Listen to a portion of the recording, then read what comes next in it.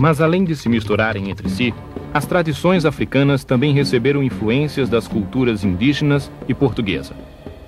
Esse cruzamento, que se conhece por sincretismo, é a base da criação de religiões como a Umbanda, o Catimbó e a Jurema nordestina. Para onde quer que olhemos, vamos encontrar um som, um sabor, uma palavra, uma obra de arte e também o resultado de anos de trabalho dos negros africanos. E a influência africana está para além do que enxergamos no mundo visível, neste nosso Aie. Ela também orientou a nossa fé. Eu vivo o tempo inteiro com a realidade. Para mim, interagir com esse mundo que eu vejo e tendo a certeza, acreditando que o mundo que eu não vejo também está interagindo, aqui vocês não estão aqui por acaso, nós não estamos aqui por acaso. Há toda uma ancestralidade, não é, atuando para isso. Quer dizer, nós sempre nos conhecemos, apesar de nunca termos nos encontrado. E chega uma hora que a gente se encontra. Para mim isso é realidade, para mim isso não é magia, entendeu? Para mim essa é a ação do invisível, a ação, né, desses ancestrais, dessas energias, né, atuando. Então, para mim, não é magia, é uma realidade.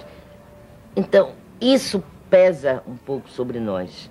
E tem muita gente que é iniciado no candomblé e, em vez de desenvolver uma religiosidade, uma expressão de religiosidade, uma forma de espiritualidade, que está no mesmo plano de qualquer uma outra expressão religiosa, não é? Dá sempre essa conotação né, da coisa exótica, do mágico, do show, do folclore, e aí minimiza muito aquilo que nós temos. Foi através da religiosidade que essa experiência se unificou.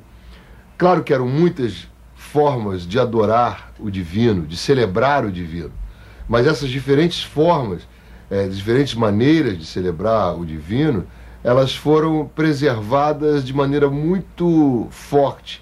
E além disso, essa preservação, ela trazia aquilo que era de mais importante para os africanos deserdados, que era a celebração do território.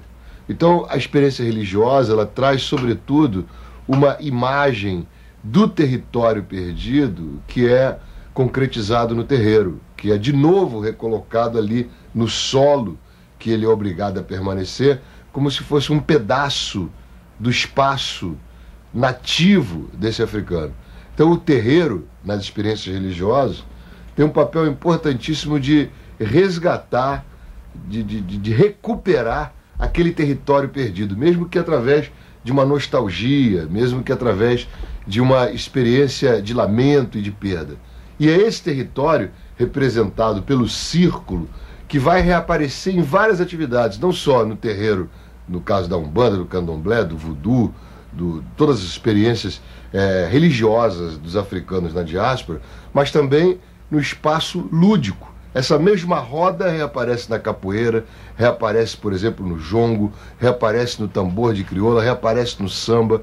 Então essa mágica do círculo que traz de volta a experiência com esse território perdido, ela tem um papel fundamental e o seu útero, o seu lugar de nascimento é dentro da experiência religiosa de resgate do divino.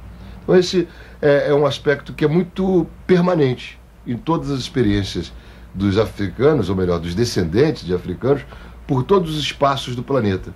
A roda, o círculo, a gira, como nós conhecemos na Umbanda, reaparece o tempo todo como essa forma imaginária de recuperação do território perdido. E a religião tem um papel aí fundamental, é o motor para que se desenlace esse tipo de amarração com um passado que é irrecuperável. Pelo contrário, a religião recupera, mesmo que simbolicamente, esses cacos do passado que foi expropriado dos descendentes de africanos. A gente não tem, se a gente for em África, eu já tive a experiência de estar em Luanda e no Benin, o Benin, como queiram. E você realmente sente, você vê, você consegue ver, não é? alguma coisa em relação ao culto do Jeje que você tem aqui, né, ao culto do orixá, ao culto dos inquices, mas você não vê exatamente o candomblé como você vê no Brasil, na Bahia.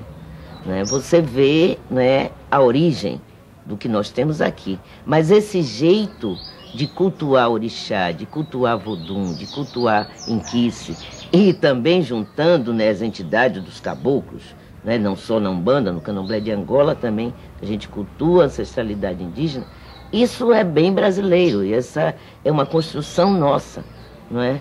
Agora, a gente buscou, né, dividir, né, entre nações exatamente para mostrar a predominância de determinada cultura africana que influenciou.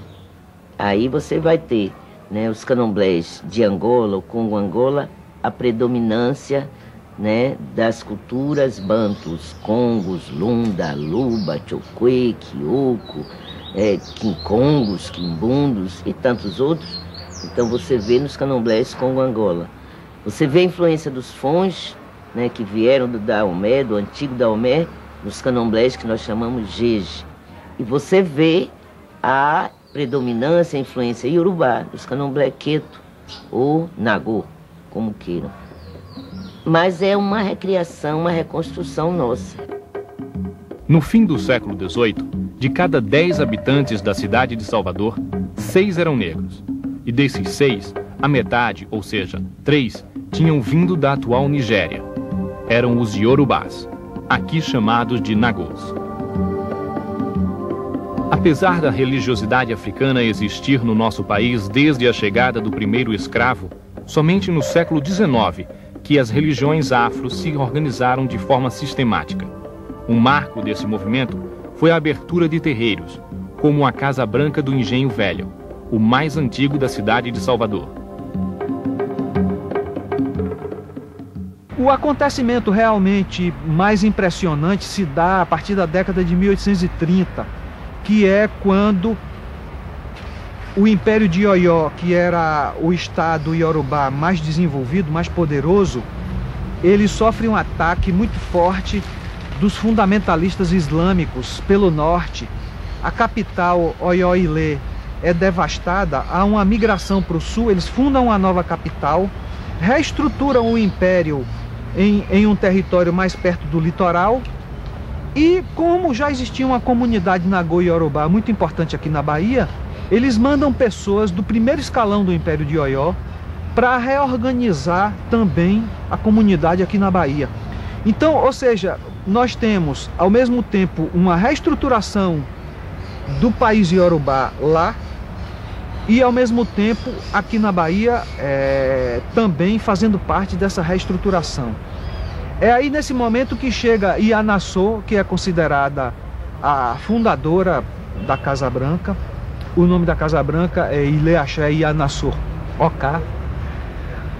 Então ela chega com a tarefa de reestruturar aquele conjunto de cultos dispersos que estavam ali na Barroquinha. É nesse momento aí que se dá a criação, a organização do xirê de todos os orixás do país Iorubá, não é? Com a criação de uma ordem de entrada, com uma ordem no círculo de dança sagrada, e também a organização da sociedade civil aqui, com a distribuição de cargos. Isso tudo se dá na Barroquinha. Ou seja, é o candomblé da Barroquinha que cria essa estrutura que nós conhecemos hoje como sendo a estrutura do grande candomblé da